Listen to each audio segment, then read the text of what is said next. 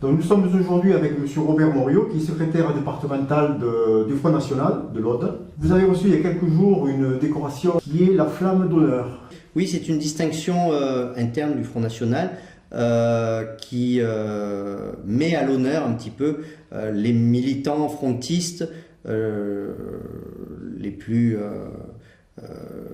méritants, on va dire. Il faut 10 ans d'ancienneté au Front National.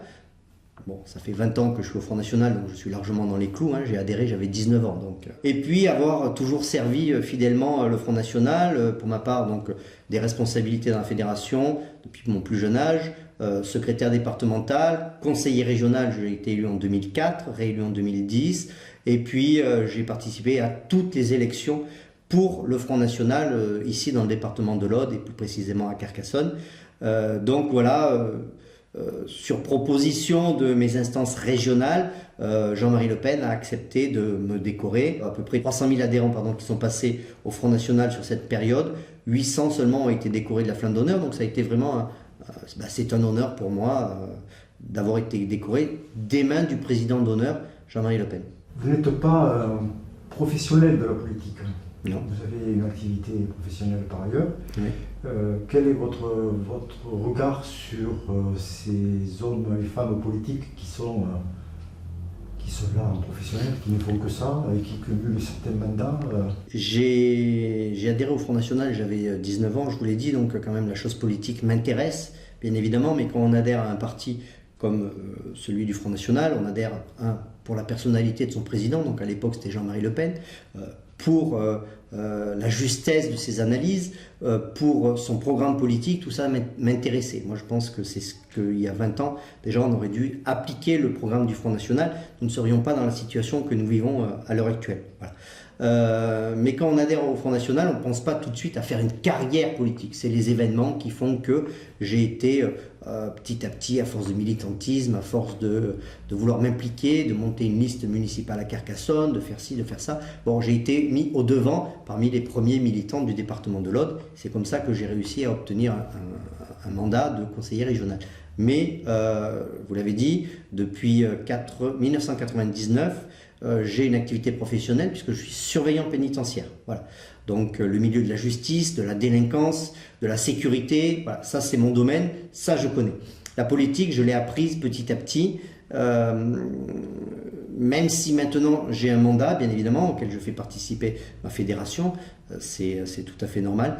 Je ne me considère pas comme un politicien, c'est-à-dire que dans certains partis, il y a des gens qui sont nés et avec une certaine ambition et qui ont vraiment, on n'a qu'à le voir avec les déboires de l'UMP, donc voilà, depuis tout petit, il voulait être président de la République, il y pensait en se rasant le matin, et bon voilà. Donc il y a des gens qui n'ont que ça comme objectif dans leur vie. Moi non, c'est pas ça, j'ai mon travail, ma famille, et j'ai envie d'aider mon pays, et je pense l'aider en propageant les idées du Front National. Je vous dis encore une fois, s'il y a 20 ans on les avait appliquées, on ne serait certainement pas dans cette panade.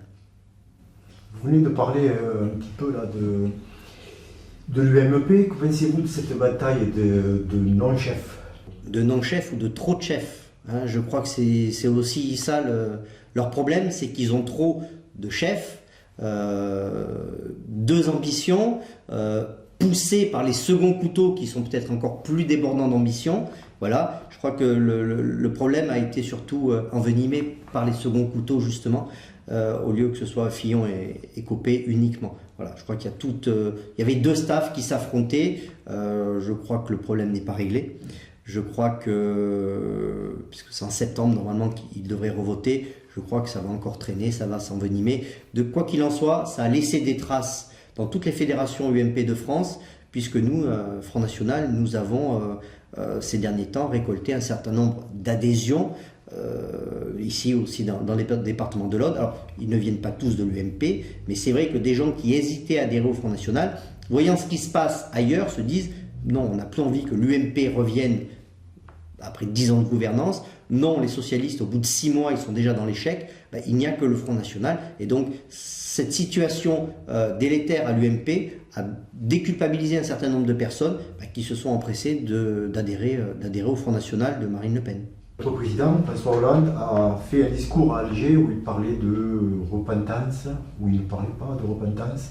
Ça lui était reproché par certains membres des partis politiques. Que pensez-vous, vous, de ce discours? Oui, je crois qu'il a dit qu'il ne parlait pas de repentance, mais qu'il cherchait la vérité. S'il cherche la vérité, j'aimerais bien que les archives algériennes s'ouvrent, mais également les archives françaises, de l'armée française, puissent s'ouvrir. Je suis issu d'une famille donc de pieds noirs. Les pieds noirs ont beaucoup souffert. Les harkis ont été meurtris également la plupart du temps dans leur chair. Donc oui, la vérité, nous la voulons, mais nous ne voulons pas une vérité travestie. C'est-à-dire que nous ne voulons pas une vérité écrite par l'Algérie, puisque nous savons que eux ont une haine contre nous. La haine contre la France, je vais peut-être l'apprendre à vos téléspectateurs, est inscrit dans leur hymne national. C'est-à-dire que l'hymne national algérien, il y a un certain nombre de couplets qui disent « France, tu paieras, France, nous te haïssons », c'est l'hymne national. Alors c'est vrai que c'est leur histoire, l'hymne, comme le parti politique qui gouverne à l'heure actuelle depuis 50 ans en tant que parti unique, est issu de cette guerre d'Algérie.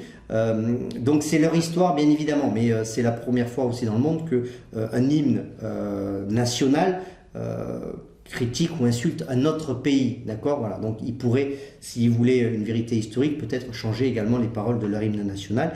Nous avons une pensée pour ceux qui ont construit les routes, les chemins de fer, les hôpitaux, les écoles, les villes, puisque l'Algérie n'existait pas en 1830, c'était une colonie turque, et que c'est la France, les Français et l'apport européen principalement, avec des Italiens, des Maltais, des Espagnols et d'autres pays qui ont rehaussé ce pays, qui ont fait ce pays et qui ont conquis également le Sahara.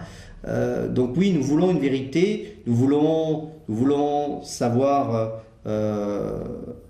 où sont passés les disparus, parce que les pieds noirs qui ont été enlevés, notamment à Oran le 5 juillet, beaucoup n'ont pas été exécutés, beaucoup l'ont été, torturés, mais beaucoup ont été enlevés comme otages.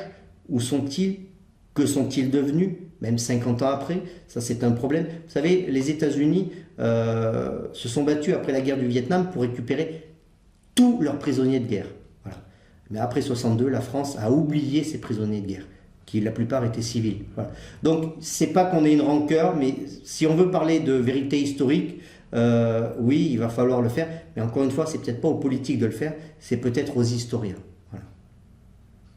Vous avez derrière vous des photos, des affiches où figure Marine Le Pen, qui est à la tête du Front National maintenant. Qu'aimeriez-vous d'abord dire à Marine Le Pen et qu'aimeriez-vous dire à son sujet aux gens qui nous regardent?